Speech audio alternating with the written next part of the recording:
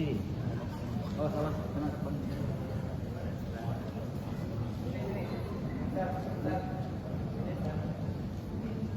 Oh kena depan.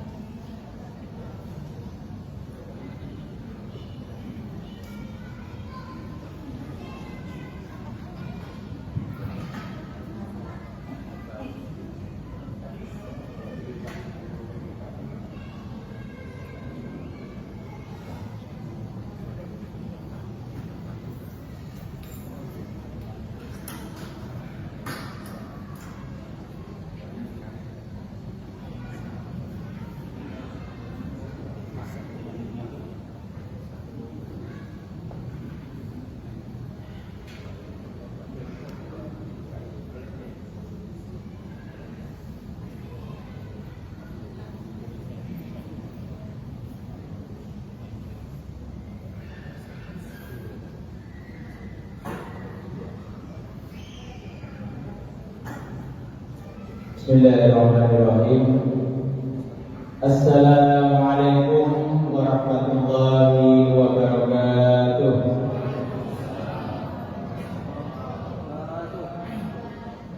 Alhamdulillahil malikil haqqil mubin alladzi habana bil iman wal yaqin. Allahumma shalli ala sayyidina Muhammadin wa ala alihi wa sahbihi ajma'in wa man tabi'ahum bi ihsan ila yaumiddin. Allahumma rabbi shrah li sadri wa yassir li amri wa hlul 'uqdatam min lisani yafqahu qawli. Raditu billahi rabba wa bil islam dinan wa bi Muhammadin nabiyya wa rasula. Amma ba'd. Hadirin kiram wa hadirin mukarramin wal mukarramin, terkhusus kepada para alim, para ulama, para kiai, para pandai-pandai, para asatidz-asatidz, para ustadz wa ustadzah yang insyaallah senantiasa akan kita menasihat dan barokah ilmunya, yang sama-sama kita taatini kepada Al-Mukarram Bapak Ustadz Usman atau Ustadz Zulkifli Muhammad Ali LCMA. Saya ucapkan salam ta'lim, salam hormat, ahlan wa sahlan di Masjid Al-Mustaqim. Insyaallah beliau akan berbagi ilmu kepada kita semua. Itu kepada hadirin dipersilakan nanti untuk menyimak apa yang beliau sampaikan. Dan yang saya taati dan saya taati Imam Masjid Al-Mustaqim Ustaz Hasanuddin Al-Hafiz, yang saya hormati Ketua DKM Masjid Al-Mustaqim Bapak Haji Adri Budimansyah beserta jajaran pengurus DKM Masjid Al-Mustaqim tanpa terkecuali, dan yang saya hormati orang tua kami, orang tua kita, guru kita Ustaz Mokhtar Jaini. Alhamdulillah beliau selalu hadir di tengah-tengah kita. Dan yang saya hormati Ketua RW, Ketua RT di lingkungan RW 006 dan RW 008. Yang saya hormati para tokoh masyarakat di lingkungan Pondok Asri dan Nusa Jaya. Tak terlupa yang saya hormati Ibu Majelis Taklim Masjid Al-Mustaqim, dan yang saya hormati juga para tamu undangan mungkin yang datang dari luar Pondok Asri dan Nusa Jaya. Mungkin ada dari masjid, jamaah masjid di sekitar Pondok Al-Mustaqim. Saya ucapkan selamat datang di masjid kami. Juga tak terlupa kepada teman kita, saudara kita, Baik yang subuhan datang, saya ucapkan selamat datang kembali di Masjid Al-Mustaqim. Dan yang terakhir, ma'asyiral hadirin wal hadirat yang saya muliakan dan mudah-mudahan dimuliakan Allah Subhanahu wa taala. Pertama-tama marilah kita bersama-sama memanjatkan puji dan syukur kehadirat Allah Subhanahu wa taala atas segala nikmat dan yang luar biasa. Alhamdulillah kita pada malam hari ini masih diberikan nikmat yang luar biasa, yakni nikmat umur panjang, dan alhamdulillah kita bersama-sama nikmat tersebut kita pergunakan untuk kebaikan-kebaikan. Di antaranya alhamdulillah kita bersama-sama tadi telah melaksanakan sholat maghrib secara berjamaah, dan insyaallah akan kita lanjutkan dengan thalabul ilmi, mendengarkan tausiah dari Ustadz yang akan menyampaikan ceramah nanti, yakni Ustadz Zulkifli Muhammad Ali, beliau dari Sumatera Barat.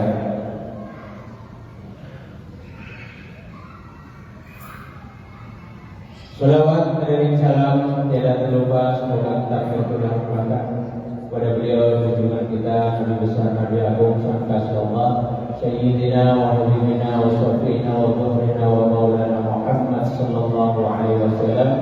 Biqaulina Allahumma sholli ala Sayyidina Muhammad wa ala ali Sayyidina Muhammad. Mudah-mudahan dengan selalu dan senantiasa bersalat kepada Rasulullah sallallahu alaihi wasallam, kelak di yaumul akhir kita bersama-sama akan mendapat syafaat beliau. Amin. Amin ya rabbal alamin. Ma'asyiral hadirin wal hadirat, insyaallah untuk acara kita pada malam hari ini sedikit berbeda dari biasanya. Jika biasanya kita mulai pada sholat isya, namun pada malam hari ini sesuai permintaan dari rombongan atau dari tim Usman, jadi akan dimulai pada maghrib dan nanti brief untuk sholat isya berjamaah dan dilanjutkan lagi setelah sholat isya. Ma'asyiral hadirin wal hadirat, jamaah sekalian rahimakumullah. Mohon izin saya sebagai pembawa acara akan membacakan susunan acara kita pada malam hari ini. Jadi yang pertama adalah pembukaan, yang kedua pembacaan kitab suci Al-Quran, dan nanti acara yang ketiga langsung di acara tausiah atau mau'izah hasanah.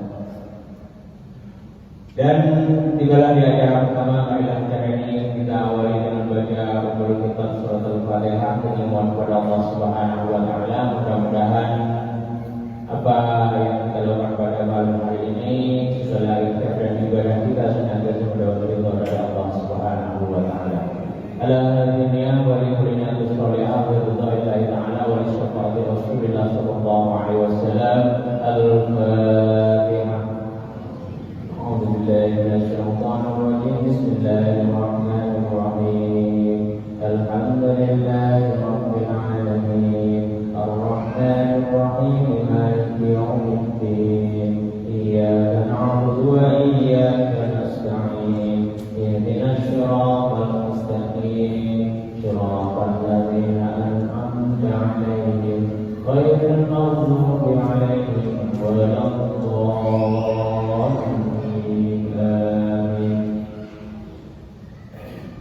Terima kasih. Dan acara selanjutnya adalah pembacaan kitab suci Al-Quran. Insyaallah akan dikumandangkan oleh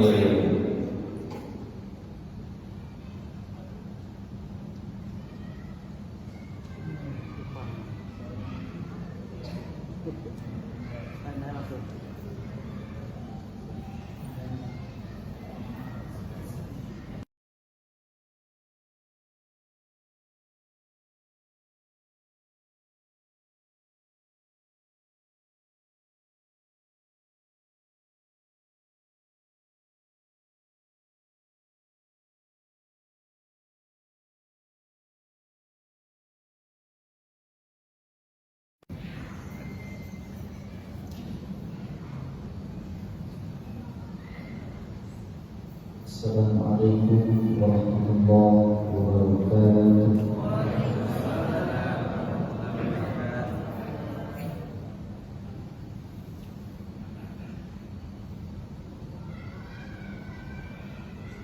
أعوذ بالله من الشيطان الرجيم.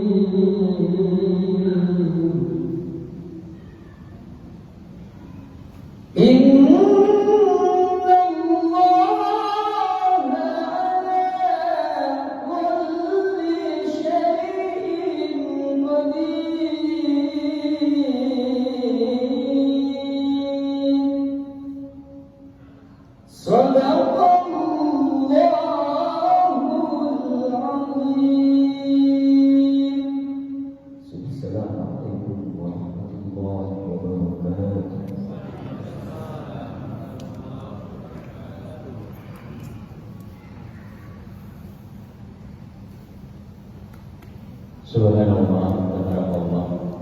Begitu indah lantunan Al-Quran yang sudah dibacakan oleh Ustaz Reswandi atau Ahmad Reswandi.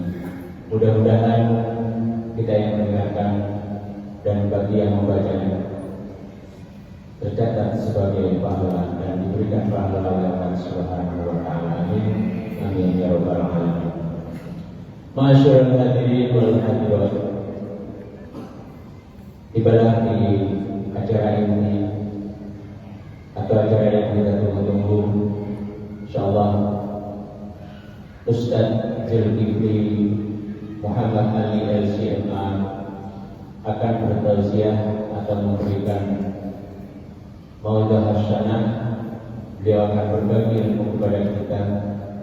Untuk itu kepada hadirin wal hadirat kami persilakan untuk menyimak. Dan kepada Al-Ustaz Zulkifli Muhammad Ali LCMA, waktu dan tempat dipersilakan. Tafadhol.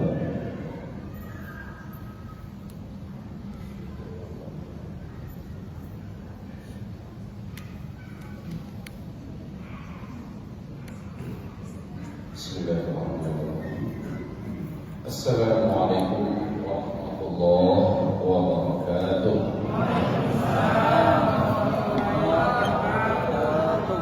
Alhamdulillahi rabbil alamin wa bihi nasta'inu ala umuri dunya waddin. Ashhadu an la ilaha illallah wahdahu la syarika lah wa ashhadu anna Muhammadan abduhu wa rasuluh la nabiyya ba'dah. Qala Allah subhanahu wa ta'ala ya ayyuhalladzina amanu ittaqullaha wa qulu qawlan sadida yuslih lakum a'malakum wa yaghfir lakum dhunubakum wa man yuti'illaha wa rasulahu faqad faza fawzan 'azima. Allah وصدق الله العظيم. وقال النبي صلى الله عليه وسلم: ألا إني قد جئتكم بها بيضاء نقية ليلها كنهارها لا يزيغ عنها بعد ذلك إلا هالك. أما بعد، معاشر المسلمين, hamba Allah, calon-calon penghuni surga Allah Alamin. Puji dan syukur kita mari sama-sama kita haturkan untuk Maulana Azza wa Jalla, Rabbuna Allah Subhanahu wa Ta'ala. Kita ucapkan Alhamdulillah bi ni'matihi tatimmus shalihah. Kemudian salawat dan juga salam kita untuk Habibina wa Sayyidina Muhammad Rasulullah sallallahu alaihi wasallam. Allahumma salli ala hadha nabi wa ala alihi wa sahbihi wa man tabi'ahu bi ihsan ila yaumiddin. Amma ba'du. Ma'asyiral muslimin, malam hari ini saya mau menyampaikan kajian angin-angin dingin. Kajian enak-enak pahit. Kajian yang membuat kita bersemangat menatap masa depan, sekaligus mewanti-wanti diri kita dan keluarga kita, menjaga diri kita dan keluarga kita, karena sekarang kita sedang berada pada zaman paling berat yang pernah diciptakan Allah. Sekarang ini kabar gembiranya Rasulullah sallallahu alaihi wasallam menyebutkan bahwa Islam ini menguasai dan memimpin bumi 2 kali. Mari kita lihat di papan tulis. Mari kita perhatikan dengan seksama.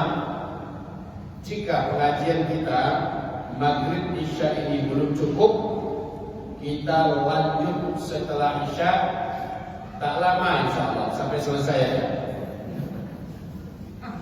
Hadirin yang kami muliakan, rumah kita tidak akan lari, tetap setia menanti menunggu kita. Kami jauh-jauh dari Sumatera Barat datang kemari silaturahmi dengan undangan Bapak Ibu untuk berbagi dan untuk menyebarkan iman dan ilmu. Mari Bapak Ibu lihat ke papan tulis kita. Bismillah. Berapa kali dijanjikan Islam memimpin dunia? 2 kali. Rasulullah mengatakan, sejak saya ini diutus, startnya di sini, kamu akan memimpin dunia 2 kali. Yang pertama, wah, masya Allah ya, ini Islam memimpin dunia kali pertama. Ini dia yang pertama. Setelah itu ada masa di mana kamu diuji, tidak memimpin dunia. Lalu kalian akan kembali diberi oleh Allah rezeki memimpin dunia lagi. Ini adalah kali kedua. Ini kali kedua. Untuk ini Allah sebutkan dalam Al-Quran, ya. Allah sebutkan dalam Al-Quran surat yang ke-24 Bapak Ibu. Surat An-Nur ya, ayat yang ke-55. Kalau Bapak Ibu mau buka Quran, buka aplikasinya di HP, lihat surat An-Nur. Untuk kekuasaan pemerintahan di muka bumi, Allah percayakan kembali jatuh ke tangan orang-orang Islam, orang-orang beriman di muka bumi. Kami yang pertama, kata Rasul, sejak saya diutus. Berarti sejak beliau diutus, kalian semua akan mengalami masa 3 masa berturut-turut memimpin dunia. Masa pertama adalah di masa nubuwah, di mana umat ini langsung dipimpin oleh Nabi Muhammad, lamanya 23 tahun. 13 tahun di Mekah, 10 tahun di Madinah. Wafat Nabi Muhammad, umat ini langsung masuk ke fase kedua. Fase kedua, Islam memimpin dunia di bawah pemerintahan para sahabat yang menjalankan sistem khilafah dengan konsep kenabian. Kata Rasulullah, lamanya cuma 30 tahun. Fase yang ketiga, Islam memimpin dunia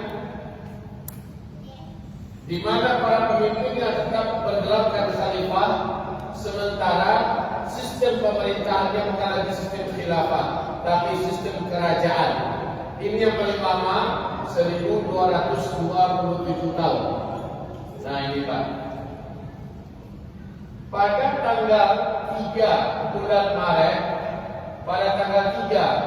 Maret, tahun 1924, hampir 100 tahun yang lalu ya, 1924, 99 tahun yang lalu, runtuh khilafah Islamiyah Al-Uthmaniyah di Turki. Adalah akhir daripada fase masa pertama Islam memimpin dunia. Fase pertama, fase kedua, fase ketiga, Islam memimpin 2/3 dunia ada dalam kekuasaan Islam. Kemudian kaum muslimin, kata Rasulullah SAW, di fase keempat, kalian benar-benar mengalami ujian yang hebat dan dahsyat. Di fase keempat. Jadi Rasulullah berkata, sejak saya diutus sampai kalian semua nanti meninggal dunia serentak, seluruh dunia umat Islam meninggal dunia, sehingga setelah itu tidak tersisa lagi orang Islam, kamu akan menjalani 5 fase. Dari 5 fase, fase keempatnya kamu mendapatkan ujian terberat. Sejak runtuhnya khilafah Islamiyah Al-Uthmaniyah di Turki sampai hari ini, kita sedang berada di ujian ini, Pak. Belum sampai pada puncaknya, baru mendekati menuju puncak. Ujian yang akan kita hadapi baru mendekati menuju puncak, belum sampai puncak. Ini masa-masa ujian. Terima kasih. Hadirin yang kami muliakan, fase keempat adalah fase kejahatan, kediktatoran. Para penguasa yang berkuasa pada masa ini menampakkan betul ketidaksenangan mereka kepada Islam, kepada kaum muslimin. Fase kediktatoran. Fase keempat, Bapak Ibu, Nabi mengatakan siapapun umatku yang istiqomah berislam di fase ini, umat Nabi Muhammad yang pada masa ini benar-benar memegang erat agama, halal mereka halalkan, haram mereka haramkan, mereka tidak berani mempermainkan hukum-hukum Allah, mereka tidak mau menginjak-injak agama demi jabatan, demi fulus, demi kepentingan, demi apapun. Bagi mereka agama tetap di atas segala-galanya, ayat-ayat suci tetap di atas semua ayat-ayat konstitusi apapun saja. Orang yang berprinsip seperti ini di fase keempat, mereka ini dinobatkan oleh Rasulullah SAW sebagai saudara-saudara yang aku rindukan. Orang yang istiqomah hidup di fase keempat ini, Pak, istiqomah beragamanya diangkat level sebagai saudara-saudara yang aku rindukan. Para sahabat berkata, ya Rasulullah, bukankah kami saudara-saudaramu? Kata Rasul, bukan. Kalau kalian ini sahabat-sahabatku, kalian beriman, wajar, kalian berjumpa langsung denganku. kalian menyaksikan mukjizatku, kalian menyaksikan wahyu Al-Quran turun. Ada apa-apa sekiranya masalah, kalian langsung datang mengadu kepadaku. Kalau kalian ini sahabat-sahabatku, kata Rasul, ada saudara-saudaraku yang aku rindu berjumpa dengan mereka, yang aku rindukan mereka. Mereka ini datang nanti di akhir zaman, di masa-masa fitnah. Ini lagi masa-masa fitnah, fase keempat. Demi Allah Bapak Ibu, yang dimaksud dengan semua adalah fase kita. Allahu Akbar. Orang yang hidup pada masa itu dari umatku, kata Nabi, selama mereka sabar menegakkan alat agama ini, selama mereka istiqomah menegakkan agama ini, maka nilai amalannya mereka amalkan di masa itu, nilainya 50 kali lipat amalan kalian, kata Rasulullah. Para sahabat terkejut mendengar ini. Mereka bertanya, ya Rasulullah, 50 rajulan minna am minhum, ya Rasulullah, 50 kali lipat pahala amalan kami atau 50 kali lipat pahala amalan mereka yang ada di masa mereka saat itu, kata Nabi. Tidak, kata Rasul, 50 rajulan minkum, 50 kali lipat kalian, kata sahabat. Allahu Akbar. Bapak hari ini sholat duha, Bapak hari ini tahajud, Bapak hari ini berkurban, Ibu hari ini puasa Senin Kamis. Tapi Bapak Ibu sabar dalam menjaga Islamnya di akhir zaman di masa kemarin. Istiqomah walaupun banyak tantangan. Demi Allah, Tuhan Bapak nilai pahalanya 50 kali lipat Tuhan yang para sahabat. Allahu Akbar. Tahajud Bapak Ibu nilainya 50 kali lipat tahajudnya Bapak dan Ibu. Allahu Akbar. Dan seterusnya. Luar biasa terkejut para sahabat mendengarkan ini. Kenapa sehebat ini? Karena kata Rasulullah sallallahu alaihi wasallam berkata, al-qabidu lil islami yawma idzin kal qabidi 'ala jumrah. Pada masa itu orang-orang dari umatku ketika mereka menggenggam Islam baik-baik, seperti mereka menggenggam batu bara yang menyala. Apa rasanya batu bara yang sedang menyala digenggam? Tangan terasa hangus bagaikan terbakar, tapi dia tak melepaskan, sebab bila dilepaskan murtadlah dia, keluarlah dia dari Islam. Digenggam terus, panasnya tak tanggung-tanggung, terasa membakar. Hadirin yang kami muliakan, walaupun begitu dia sabar, dia pegang terus agama ini. Maka hari ini Bapak Ibu, perhatikan, ini saya katakan dari kita belum sampai pada puncak ujian ya, tapi sudah mendekati dan akan masuk ke gerbang puncak ujian. Apa gerbang puncak ujian?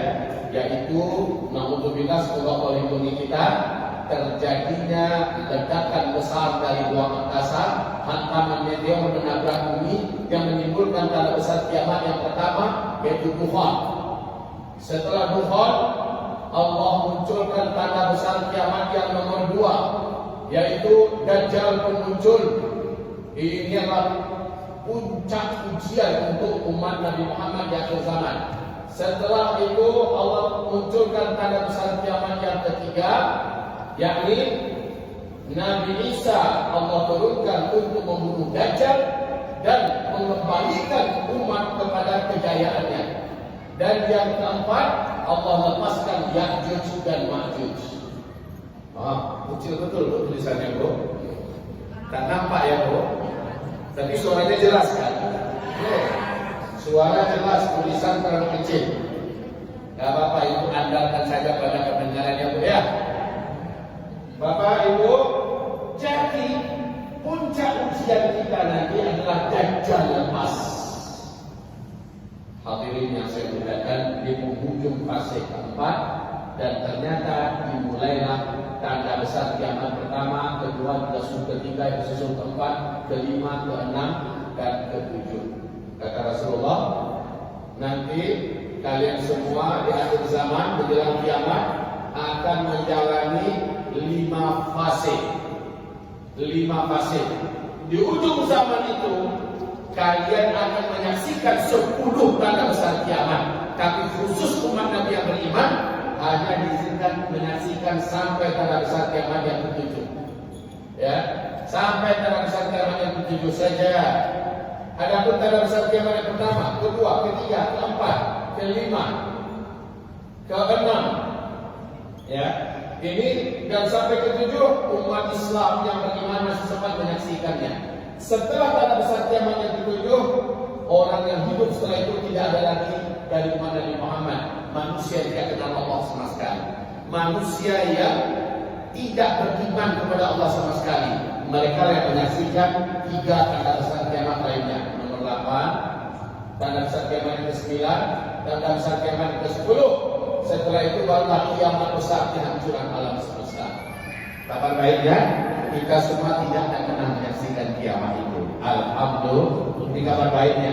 Kabar menakutkan adalah bila kita tidak lulus dan tidak selamat iman kita saat Dajjal keluar, kita beriman kepada Dajjal, kita sujud kepada Dajjal, maka di tanda besar kiamat yang ke-7 kita tidak akan diselamatkan Allah. Apa maksudnya Bapak Ibu? Tanda besar kiamat yang ke-7 adalah, kata Rasulullah, angin lembut berhembus dari negeri Yaman. Angin ini sejuk, berbau wangi kasturi. Dengan cepat bumi ini dibungkus oleh angin yang sejuk dan berbau wangi kasturi.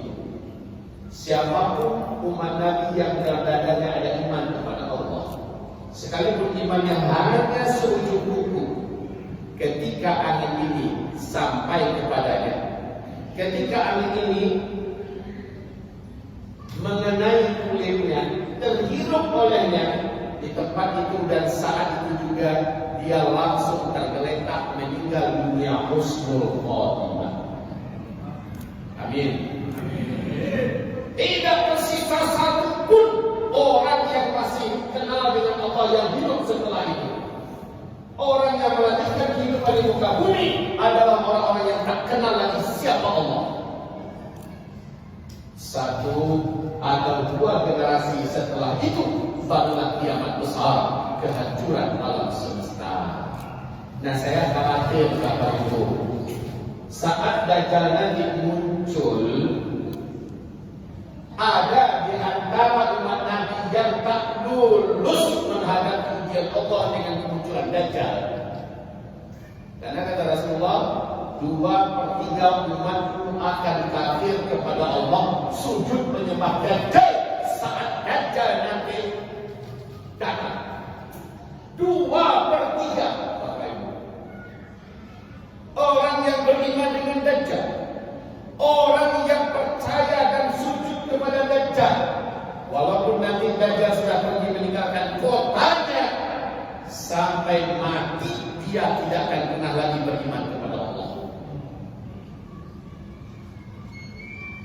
Kita khawatir kita tidak lulus atau keluarga kita tidak lulus saat Dajjal datang ke kota kita. Karena kata Rasulullah, Dajjal nanti akan masuk ke setiap kota yang ada di muka bumi. Batam, kota tidak? Kota. Yang tinggal di kampung-kampung nanti gimana? Saat Dajjal masuk ke kotanya, orang di kampung-kampung itu datang menyambut kedatangan Dajjal. Dajjal nanti datang, saat itu manusia dalam keadaan putus asa melanjutkan hidup, kelaparan karena kelangkaan makanan, tahun-tahun paceklik dan kemarau ekstrim. Sementara sudah tersebar berita Dajjal datang membawa gunungan makanan yang dibagi-bagikan kepada umat manusia. Kemana saja Dajjal datang, dia akan turunkan hujan, dia akan hidupkan kembali yang sudah mati. Orang langsung berlomba-lomba, berduyun-duyun menyambut kedatangan Dajjal. Nabi mengharapkan, jangan kamu keluar dari persembunyian kalian di rumah-rumah kalian saat Dajjal datang menuju ke kota-kota kalian. Gitu Pak. Sekali lagi, kajian akhir zaman untuk kita di fase keempat. Awas. Awas, kajian kita ini fokus ke fase kita saat ini, fase keempat. Benar bahwa nanti fase kelima Islam kembali memimpin seluruh dunia. 100% dunia akan ada dalam pangkuan kembali Islam. Betul itu ayat Allah. Kita beriman dengan ayat Allah surah An-Nur ayat 55, Islam akan kembali memimpin seluruh dunia 100%. Tapi kan melewati ujian yang paling berat ini, Pak. Ini ujiannya. Dukhon, Dajjal, Nabi Isa, Ya'juj dan Ma'juj. Barulah matahari terbit di sebelah barat, barulah keluar dari Kabatul Ardi dan wafatnya seluruh umat Islam. Saya khawatir kita tidak lulus di sini dan kita sedang ada di sini sekarang. Dan sebentar lagi, Alhamdulillah, ya Allah lindungi kami, ya Allah selamatkan kami, ya Allah. Sebentar lagi, sepertinya tanggal, bulan dan tahun serahkan pada Allah. Allah yang Maha Tahu. Sepertinya tanda-tanda bumi akan dihantam oleh serangan meteor ruang angkasa yang datang secara tiba-tiba dan mendadak, yang akan menimbulkan kekacauan global secara serentak, menimbulkan kegelapan 40 hari 40 malam yang seperti yang Tuhan dalam Al-Quran terjadi. Apa kata Rasulullah? Fi hadhihi ummah khasfun wa masfun wa qadfun. Pada umat ini nanti di akhir zaman akan terjadi 3 petaka besar yang tidak bisa dihindari. 1. Khasfun, sangat banyak negeri-negeri, kota-kota yang Allah tenggelamkan. Tenggelam negeri-negeri dan kota-kota. Wa maskhun, sangat banyak wajah-wajah dan kepala Allah rubah menjadi binatang.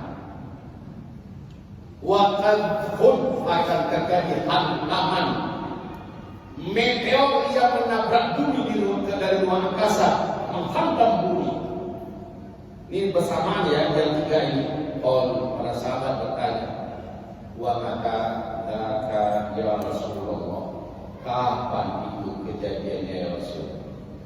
Nabi menjawab, apabila kamu, negeri saat itu Nabi berkata adalah 2 tanah suci, Mekah, Madinah. Apabila pada saat itu kamu zaharatil qainat, sudah kembali mendatangkan penyanyi-penyanyi wanita berlegak-legok, meliuk-liuk di depan kamu, wal ma'azif, apabila musik dan alat-alat musik sudah kamu dengarkan, kamu sukai, kamu gelar di mana-mana kota-kota kamu. Wasyuribatil khumur, apabila barang-barang memabukkan sudah terang-terangan kamu kembali konsumsi di depan publik. Ketiga-tiganya ini, Pak, untuk negeri Arab seluruhnya sudah lama mereka ketinggalan, kecuali Arab Saudi yang di dalamnya ada Mekah, Madinah. Arab Saudi baru lepas kontrol, baru mengubah habis sejak 2017. Betul Bapak Ibu? Kapan itu? Sejak Muhammad bin Salman mengkudeta pangeran putra mahkota ya. Ketika Muhammad bin Salman mengkudeta pangeran Nayef sebagai sang putra mahkota, lalu sejak itu Muhammad bin Salman merubah Arab Saudi dari negeri bersyariah menjadi negeri liberal. Masuk